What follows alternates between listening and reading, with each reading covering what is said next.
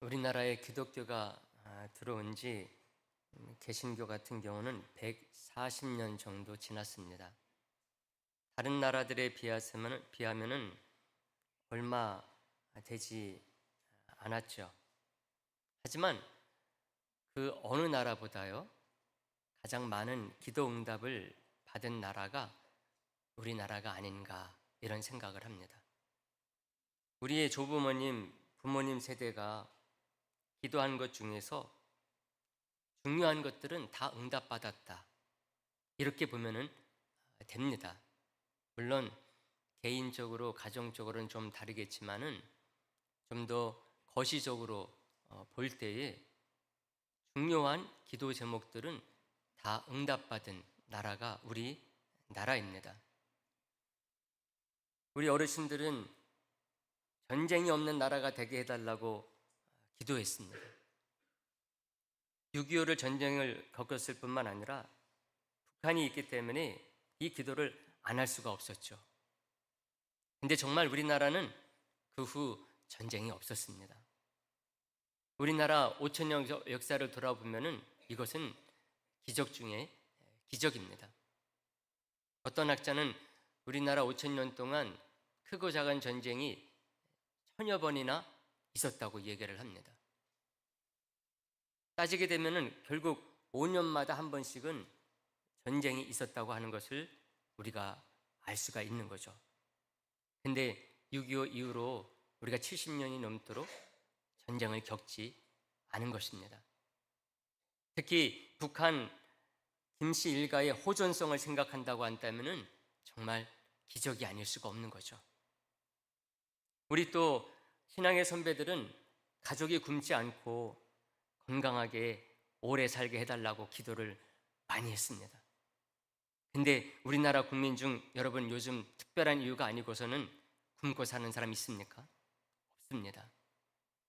세계 여러 나라 가운데서도 우리나라 평균 수명은요, 가장 앞서는 나라 중에 한 나라입니다. 이게 보통 기도 응답이 아닌 거죠, 여러분. 조상 대대로 그렇게 노력을 했었는데도요, 이뤄내지 못한 일이었습니다. 여러분, 세계 여러 나라들이 아직도 굶주림에 허덕이고 있습니다. 많은 나라 사람들이 병에 걸리면은 병원이 없어서, 약이 없어서 그대로 죽어갑니다.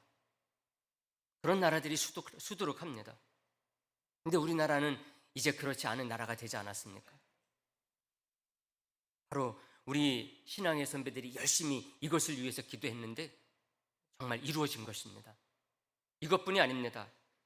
자주국방, 경제발전, 정치민주화, 문화강국, 뜻있는 신앙인들이 뜻을 품고 기도해온 기도 제목들이거든요. 근데 제가 말씀드린 이런 모든 것들 다 응답받았다고 해도 될 만큼 이제는 우리나라가 복받은 나라가 됐습니다. 물론 믿지 않는 분들이야 다르게 생각할지 모르죠. 하지만 믿음의 눈을 갖고 있는 우리 성도님들만큼은 모두가 같은 마음이라고 믿습니다.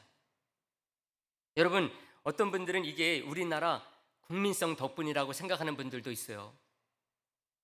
우리나라 사람들이 세계 어느 나라 사람들보다도 부지런하거든요. 그리고 똑똑해요. 교육열이 아주 높습니다. 그래서 이런 얘기를 하시는 분들이 있어요. 우리나라 사람들이 성실하잖아, 똑똑하잖아, 교육열이 높잖아, 그래서 이렇게 잘 살게 된 거야, 이렇게 말하는 분들도 있어요. 물론 일면 그런 면도 있죠. 하지만 이런 우리나라의 국민성, 우리나라에 기독교가 들어오고 나서 생긴 게 절대로 아닙니다.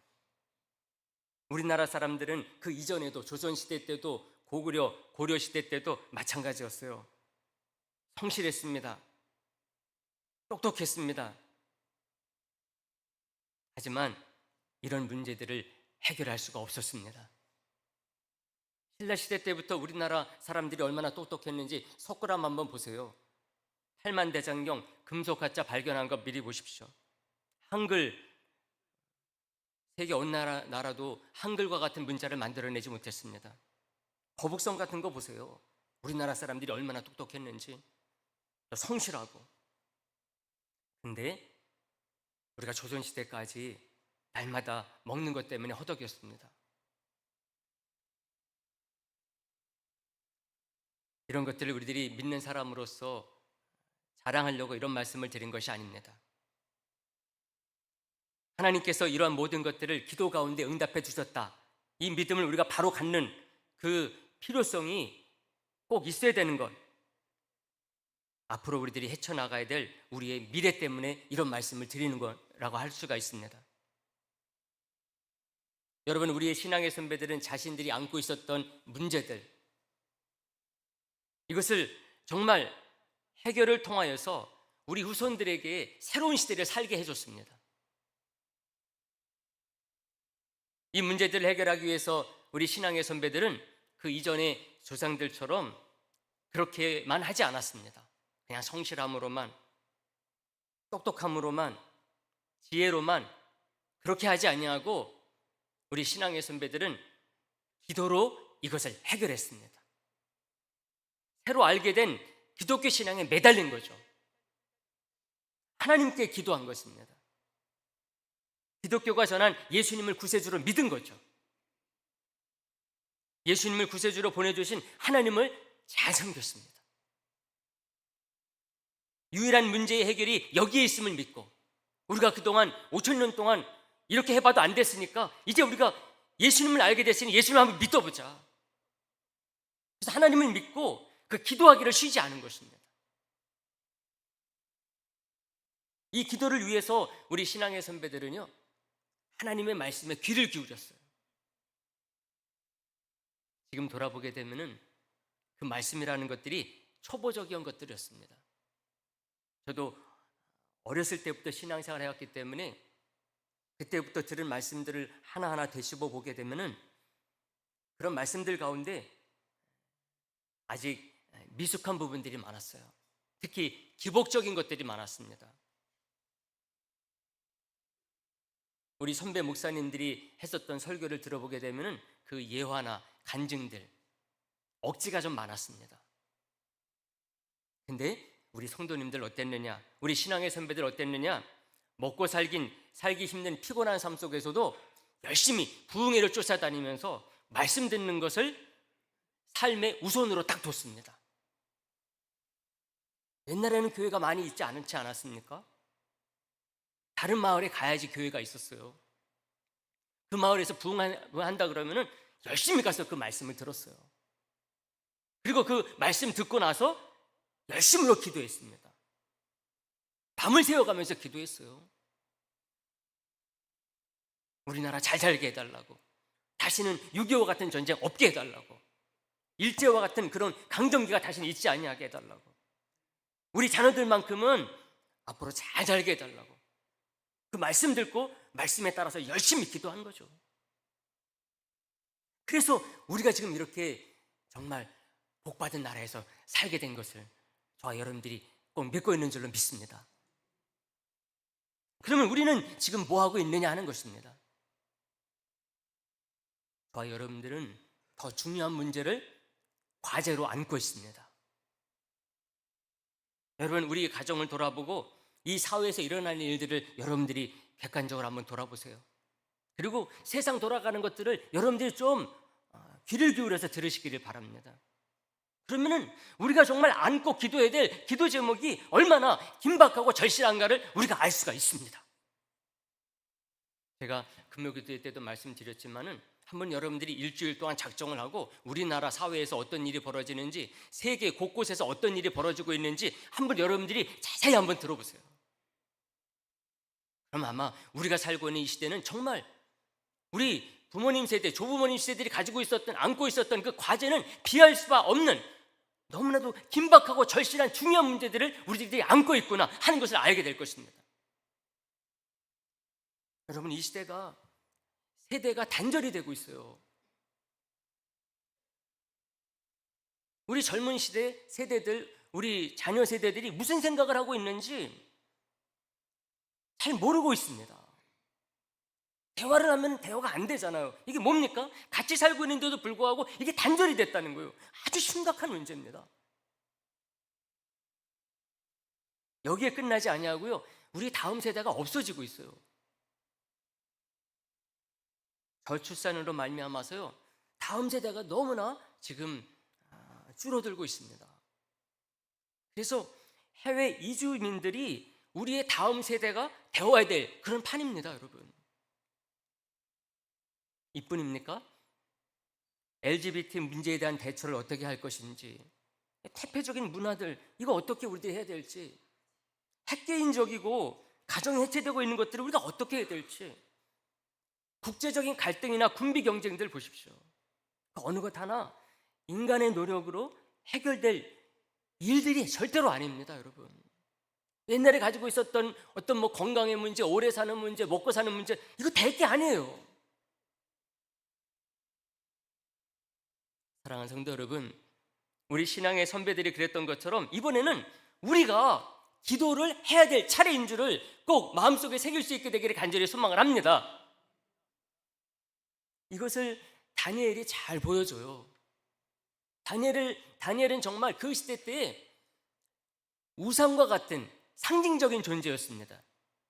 당시 아이콘이었던 거죠. 이스라엘 백성들의 믿음의 방향과 시대 정신을 다니엘이 잘 보여주고 있었어요. 근데 무엇이 다니엘을 그렇게 만들어줬을까 하는 것입니다. 그래서 오늘 말씀을 보게 됐어요. 오늘 본문 첫 절 말씀인데요, 25절 말씀, 우리 이 말씀 봤지만 다시 한번 보도록 하겠습니다. 다 같이 보겠습니다. 이에 아리옥이 다니엘을 데리고 급히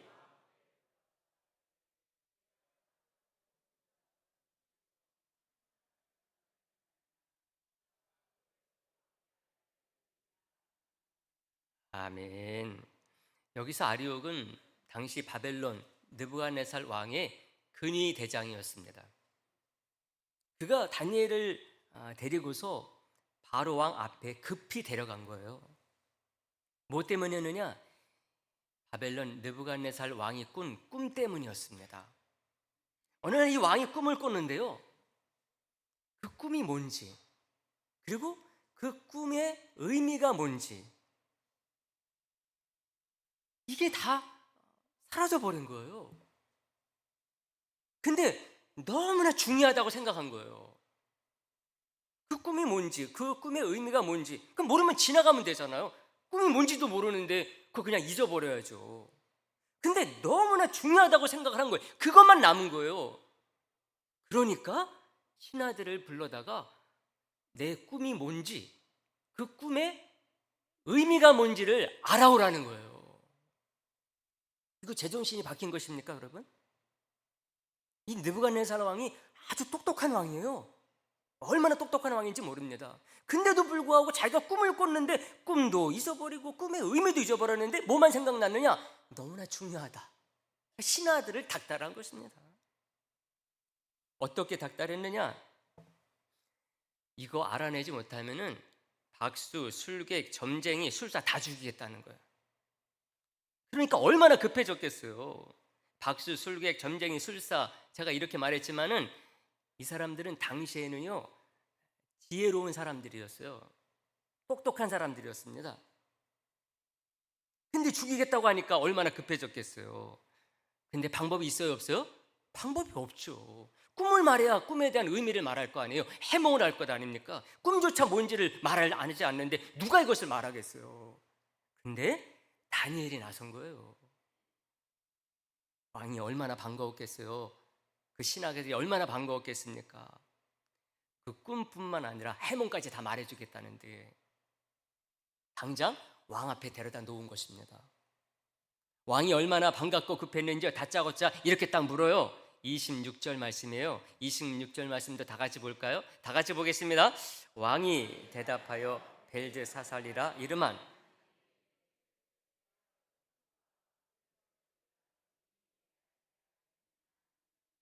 아멘. 다니엘은 이렇게 왕이 말하니까 조금도 머뭇하거나 그러지 않냐고요. 아주 자신 있고 당당하게 말해요. 27절 말씀에 이렇게 말합니다.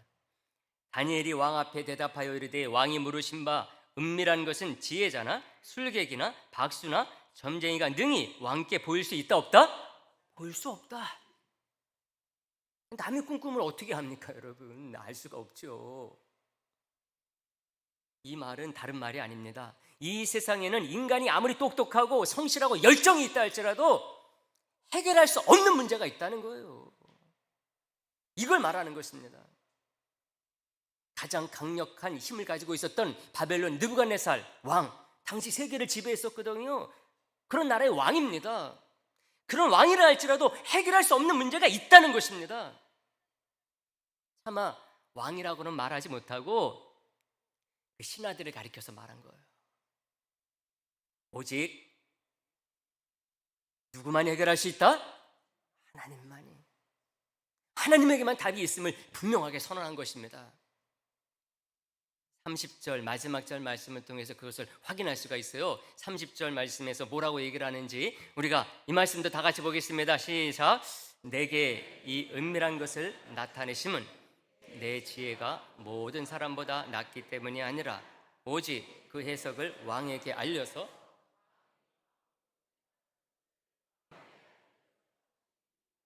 아멘. 누가 다니엘에게 알려줬다고요? 하나님이 알려줬다. 하나님이. 그래서 왕에게 알게 해서 하나님이 어떠한 분이신가를 왕이 알 수 있도록 하게 하신 거라는 거죠. 포로로 잡혀온 그 나라에서 그 나라 왕 앞에서 이 하나님을 전한 것입니다. 여러분, 바벨론에 신이 없었을까요? 바벨론에 얼마나 많은 신이 있었는지 모릅니다. 그 대표적인 신이 마르둑이었어요. 아주 유명한 신입니다. 그런데 포로로 잡혀온 주제예요. 망한 나라의 신 하나님을 그 입에 올려버렸으니까 그 자체가 불경한 거죠. 여러분, 왕이 들었을 때 기분 나빠하지 않겠어요? 야, 너희들의 나라에 그 신이 살아있다고 한다면 왜 우리나라에 졌냐? 우리나라 신이 최고니까 우리나라가 이긴 거지? 불경스러운 거거든요. 죽여도 할 말이 없어요. 근데 다니엘은 그런 게 두렵지 않았어요. 하나님이 그렇게 하신 이유가 딱 있기 때문에 그런 것입니다. 그리고 지금 이제 그 꿈을 말하는 이런 놀라운 그 능력이 하나님에게서 오니까는 당당했던 거죠. 사랑하는 성도 여러분, 보통 사람들은 요셉을 꿈의 사람이라고 하는 것처럼 다니엘을 환상의 사람이라고 말합니다. 보통 우리가 요셉을 꿈쟁이 그러잖아요. 거기에 비해서 다니엘을 뭐라고 부르면 된다? 환상쟁이. 다니엘서가 12장으로 되어 있거든요. 근데 그 속에 많은 환상들이 나와요. 다니엘이 본 그 환상들, 그 내용들이 많이 나옵니다. 그래서 다니엘서를 읽는 사람들은요, 앞에는 아주 흥미진진한 얘기가 나오거든요. 그래서 쉬운 줄 알아요.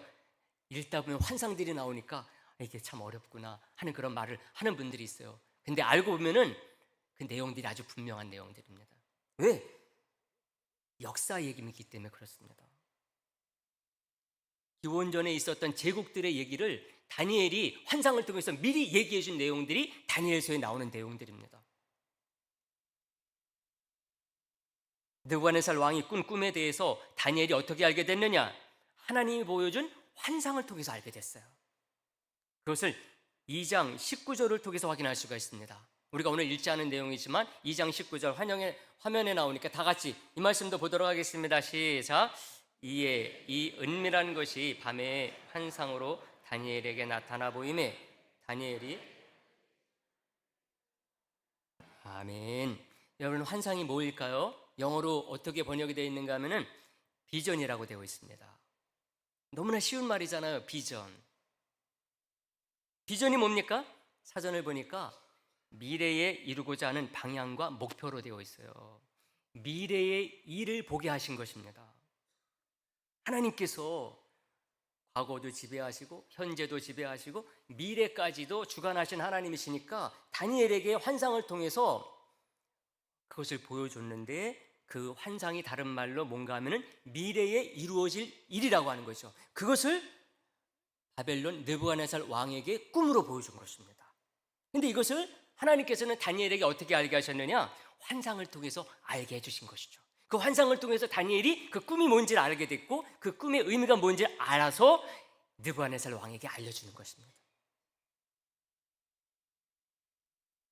사랑하는 성도 여러분, 많은 사람들이 미래에 대해서 궁금해해요. 다시 말하면 많은 사람들이 비전을 꿈꾸고 나아갑니다. 그래서 젊은이여 비전을 가져라 이런 말 하지 않습니까? 여러분 당신들에게는 뭐 비전이 왜 없어요? 비전을 가지세요. 이런 말 하지 않습니까? 근데 바로 다니엘이 본 환상이 바로 비전이라는 것입니다. 아니 진정한 의미에서 참된 비전인 거죠. 왜 그러느냐? 느부갓네살 왕이 본 것은 앞으로 이루어질 미래, 다시 말하면 역사를 봤기 때문에 그런 것입니다. 느부갓네살 왕이 본 꿈의 내용이 뭐였는가 하면요, 거대한 신상이었어요. 신상, 신을 본 겁니다. 오늘 우리가 읽지 않았는데 31절 말씀에 보게 되면 그 내용이 나와요. 31절에 보게 되면은 왕이여 왕이 한 큰 뭐를 보셨나이다? 신상을 보셨나이다. 크게 만들어진 신을 봤다는 거예요. 그 신상이 왕의 앞에 섰는데 크고 광채가 매우 찬란하며 그 모양이 심히 뭐에다? 두려우니 이렇게 얘기합니다. 그러니까 이 왕이 너무나 놀라가지고 그 꿈이 뭔지는 기억을 못했는데 그 잔상이 남아가지고 이걸 꼭 알기를 원했던 것이죠. 다니엘은 그 신상이 구체적으로 어떻게 생겼는지를 말합니다. 머리는 순금으로 되어 있었다. 뭘로 되어 있었다고요? 머리는 순금으로 되어 있었다. 가슴과 팔은 은으로 되어 있었다는 거예요. 배와 넓적다리는 뭐로 되어 있었다? 노수로 되어 있었어요. 그리고 종아리는 쇠로 되어 있었다. 그리고 발가락은 새와 흙이 혼합이 돼서 되어 있었다는 것입니다. 이런 걸 본 것입니다. 근데 중요한 것은 이게 앞으로 일어날 나라와 제국들을 의미하는 것이었어요. 이 순금은 머리는 바벨론, 지금 느부갓네살이 바벨론을 다스리고 있잖아요. 바벨론을 의미한다는 거예요. 그리고 바벨론 다음에 역사상에 보게 되면 어느 나라가 바벨론을 무찌르고 제국이 됐는가 하면 페르시아라는 나라가 제국이 됩니다. 실제 그렇게 되어 있어요. 역사가 바로 이 은이 앞으로 생기게 될 페르시아를 가리킨다는 것입니다.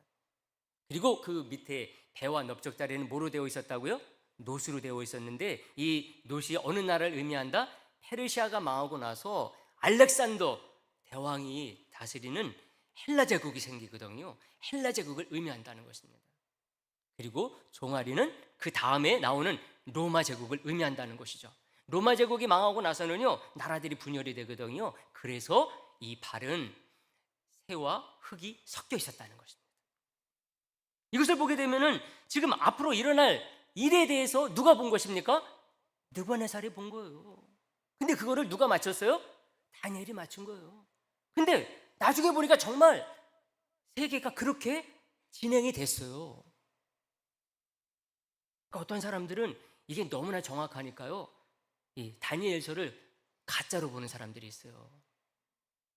이거는 미리 쓴 게 아니라 나중에 이 일들이 다 벌어지고 나서 나중에 써가지고 미리 써진 것처럼 누군가가 거짓으로 만들었다는 거예요. 너무나 정확하니까. 근데 이게 다가 아니에요. 다니엘서 뒤로 가보게 되면은 8장, 9장, 10장, 11장에 보게 되면은 그 이후에 일어난 일들도 아주 자세하게 나옵니다. 나중에 알렉산더가 죽고 나서 나라가 넷으로 갈라지거든요. 그 얘기도 나와요. 그러니까 그렇게 우기는 거죠. 이거는 미리 쓴 게 아니다. 나중에 겪고 나서 쓴 거다. 근데 자세히 살펴보게 되면 그럴 수가 없는 내용이 다니엘서입니다. 믿음이 없는 자들의 억지 주장인 것이죠. 근데 이 내용이 중요한 이유는 뭔가 하면요, 그 역사적인 사실이라는 것도 중요하지만은 이거 다 떠나서 당시 포로 생활을 바벨론에서 하고 있었던 이스라엘 포로들에게 이 말씀이 너무나 중요한, 꼭 필요한 말씀이었다는 거예요. 사랑하는 성도 여러분, 다니엘서는 중요한 시기마다 있었던 환상들을 기록하고 있습니다. 하나님께서 그 환상들을 중요한 시기마다 바벨론의 왕들을 통해서 보여준 거예요.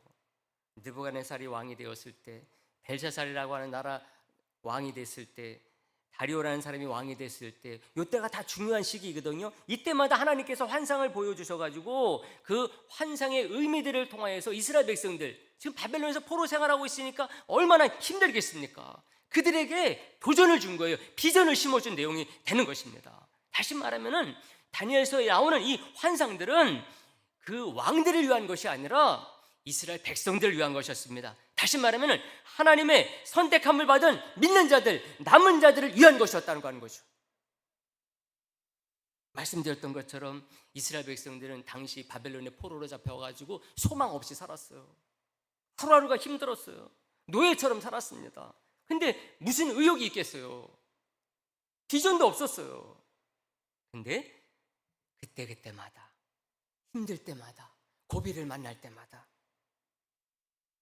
다니엘이라고 하는 사람이 그 환상을 해석해 줌으로 말미암아 하나님의 비전이 우리에게 있다 하는 것을 일깨워 주는데 사용된 말씀이 바로 다니엘서가 되는 것입니다. 느부갓네살이 본 큰 환상도 그렇고 벨사살 왕에게 나타난 환상도 마찬가지였습니다. 다리오 왕에게 보여줬었던 다니엘의 그 환상도 마찬가지였어요. 세상 제국의 흥망성쇠를 주장하시는 분은 하나님이심을 딱 보여주는 말씀들이에요. 제국의 왕들이 아니라는 것입니다. 하나님의 계획된 섭리 속에 담긴 예수 그리스도 안에서 이루어질 이 구속사의 시간표, 이런 것들을 보여주면서 하나님께서는 백성들을 깨우치신 것입니다. 느부갓네살에게 보여진 신상에 대한 환상도 마찬가지예요. 이스라엘 백성들을 위한 것이었어요. 우리가 읽지 않았는데 2장 44절을 통해서 알 수가 있습니다. 다니엘이 그 왕에게 이 꿈에 대해서 말을 하면서 나중에 이 얘기를 합니다. 44절 말씀, 우리가 이 말씀도 우리 한번 화면에 나오니까 다 같이 보도록 하겠습니다. 다 같이요. 이 여러 왕들의 시대에 하늘의 하나님이 한 나라를 세우리니 이것은 영원히 망하지도 아니할 것이요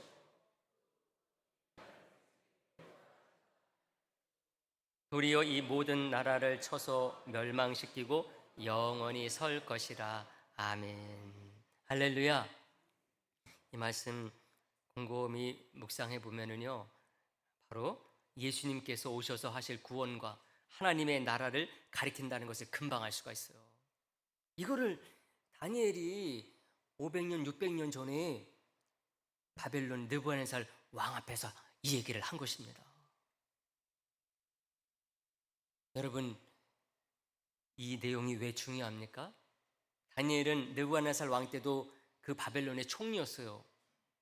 마지막 왕 벨사살 때도 총리였어요. 바벨론이 망하고 메데 바사 페르시아가 일어났을 때 다리오 왕 때도 총리였어요. 그러니 포로 생활을 하는 이스라엘 백성들에게 있어서 다니엘이 어떤 존재였겠습니까, 여러분? 영웅이었겠죠.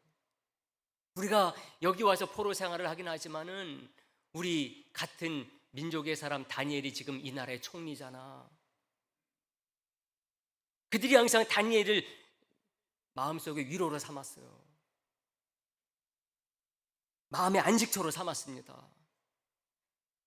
이런 다니엘이 제국의 왕들과 얽힌 사연 가운데서 하나님이 환상을 통해서 알게 하신 하나님의 비전의 말씀들을 막 전해준 거예요. 그러니까 포로 생활을 잘 이겨낼 수가 있었던 것입니다.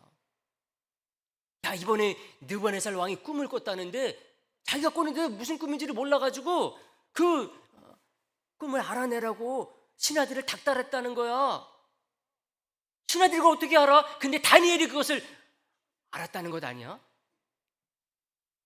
근데 그 꿈이 무슨 내용인지 알아?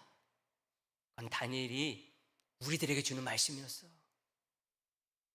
느부갓네살이 꿈은 꿨지만은 그 말씀의 내용들이 바로 우리 포로 생활하는 우리를 위한 것이었어. 이스라엘 백성들에게 막 전해지는 거죠. 그게 그 얘기 들을 때마다 얼마나 그들에게 도전이 되고 힘이 되고 비전이 됐겠습니까, 여러분? 여러분, 같은 시기에 바벨론에서 포로 생활하면서 선지자로 있었던 에스겔이 이것을 딱 증명해요. 당시에 다니엘이 이스라엘 백성들 사이에 어떤 인물이었는지. 다니엘을 노아나 욥과 함께요 신앙적인 영웅으로 받들어요. 에스겔서 14장 14절에 그 말이 나옵니다. 에스겔이 자기가 본 하나님께서 주신 말씀들을 기록으로 남기면서 이런 얘기를 해요. 비록 노아, 다니엘, 욥 이 세 사람이 거기에 있을지라도 그들은 자기의 공의로 자기의 생명만 건지리라. 나 주 여호와의 말이니라. 딱 말합니다. 하나님의 말씀을 전하면서 대표적인 사람 세 사람을 딱 드는 거거든요. 근데 노아나 욥은 이미 죽은 사람들이에요. 근데 다니엘은 살아 있어요. 어디에? 바벨론에서 지금 총리로 있는 것입니다. 포로인데 이스라엘 백성들에게 지금 영웅이었던 거죠. 정말 하나님께서 살아계심을 몸으로 보여주고 있었다는 사람이 다니엘이었던 것입니다. 이스라엘 백성들의 희망을 대표하는 현존하는 영웅적인 신앙의 모델이었던 것입니다. 그러니 그 다니엘이 하나님의 환상을 해석해주는 그 말씀 하나하나가 이스라엘 백성들에게 얼마나 힘이 됐겠습니까, 여러분? 사랑하는 성도 여러분, 다니엘이 어떻게 이런 삶을 살았을까요? 다른 데 있지 않았어요. 다니엘이 기도의 사람이었기 때문에 그래요. 다니엘이 얼마나 신실한 철저한 기도의 사람인지 우리가 너무나 잘 알지 않습니까? 다리오가 사자의 굴에 던지겠다는 조서를 딱 내렸는데도 불구하고 다니엘은 어떻게 했습니까? 하루에 3번씩 예루살렘을 향해서 무릎을 꿇고 창문을 열어놓고 기도했어요. 창문을 열어놓고 기도하다가 걸려버리면 사자굴에 던져지는 거거든요. 근데도 불구하고 다니엘이 중단하지 않냐고 무릎을 꿇고 기도했다는 거예요. 중대한 사안이 있을 때는요, 다니엘이 어떻게 기도했느냐? 금식하면서 베옷을 입고 재를 덮어쓰고 기도했다 그랬습니다. 9장 3절에 한번 보세요. 근데 다니엘은 자기가 기도했을 뿐만 아니라 함께 기도하는 중보 기도팀을 두고도 기도했어요. 오늘 본문에서 느부갓네살 그 왕의 꿈의 문제가 불거졌을 때도 마찬가지였어요. 2장 18절에 그런 얘기를 합니다. 2장 18절에 보게 되면은 하늘에 계신 하나님이 그 은밀한 일에 대해서 불쌍히 여기사 다니엘과 친구들이 바벨론의 다른 지혜자들과 함께 죽임을 당하지 않게 하시기를 어떻게 하라? 그들과 하여금 구하게 하라. 구하게 하라. 지금 다 죽게 생겼다. 이 꿈 알지 못하면 다 죽는다. 죽지 않도록 함께 구하자는 것입니다. 기도하라는 거예요. 기도만이 그것을 알 수가 있기 때문에. 바로 다니엘이 기도의 사람이었었기 때문에 이렇게 사용받을 수가 있었다는 것입니다. 사랑하는 성도 여러분, 말씀 정리합니다. 오늘 우리는 주신 본문 가지고 다니엘이 어떻게 그 시대의 희망과 비전의 아이콘이 됐는지를 생각을 했어요. 그 비결이 어디에 있다? 기도에 있음을 생각했습니다. 오늘 제목이 은밀한 것을 나타내시는 이라는 제목입니다. 하나님의 은밀한 것, 그걸 누가 알 수가 있겠어요? 근데 다니엘은 예외였어요. 다니엘이 어떤 특별한 능력을 가지고 있었기 때문이 아닙니다. 바로 기도가 그 비결이었어요. 하나님은 기도하는 자 단지 기도로 그치게 하지 않으십니다. 이스라엘이라고 하는 구약의 성도와 교회가 포로와 같은 극한 상황 속을 이겨낼 수 있는 그런 놀라운 것으로 하나님께서 그 기도를 사용하십니다. 기도하는 자를 사용하시는 거죠. 당면한 문제들을 헤쳐나가게 만드시는 것입니다. 저와 여러분들이 기도해야 될 이유입니다.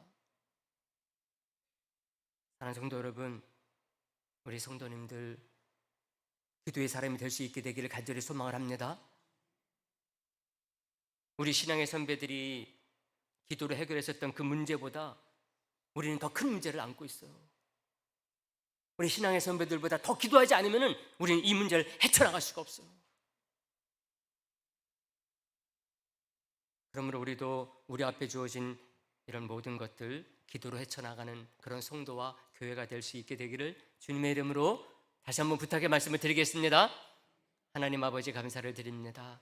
오늘 저희들에게 귀한 말씀을 주셨사오니 이 말씀 가운데 우리 모든 성도들이 든든히 서서 참된 기도의 사람 될 수 있도록 인도하여 주시옵소서. 그래서 우리 가정이, 이 사회와 나라가, 이 세계가 정말 주님께서 주시는 복된 미래로 나아갈 수 있는 데 있어서 우리 기도의 사람